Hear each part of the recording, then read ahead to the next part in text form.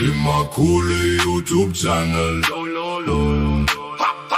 Kimakuli YouTube channel. No high, just cool. Kimakuli YouTube channel. Thì hiện anh dính bậy to xuống là vợ anh trò đủ xuống xí là vợ anh lại khéo ngắt ngắt mấy nè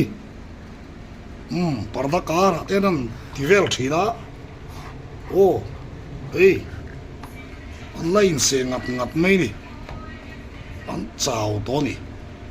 hamaro chú thon dài đấy anh la rel lo anh la tim mía mấy nè hey khai mũ nôm tắc này mũ nôm tắc sa moi intia arthina moi intia se mía mấy nè in ai dọc hiền tum nghe nè hey nè anh ri là tram nghe thì hiền đinh chung anh thì lâu po hiền mút chung tal po hiền anh chun som char char mấy nè bui khóc mày ui taka ni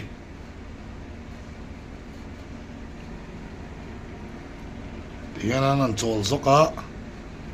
reihin chol lem lava chan le mấy thina kha tikhan ke mor trong tên an chan chawa hiền an tingat ngat an men chungi chu hiền an che deu char char hi ni der ngot mấy ni ui khóc mày anh cho hiện rai su cả hiện in bu chia so chia ram đều hiện anh siam sắc tập ang arpum các anh chú mà hiện sang lệ athin de alung de athial de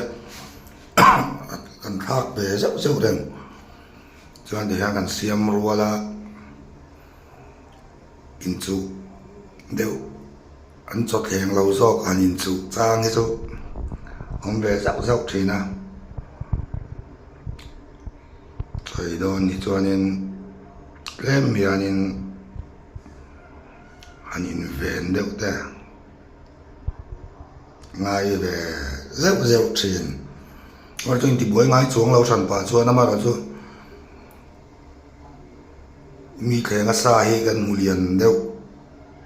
train nga ni mani kaya nga lawazo anin vay na isak pe tumnang sin ang rengin pe may la ke yan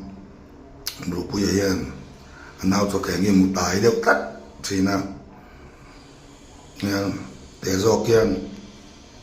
ay tsaka tuknam train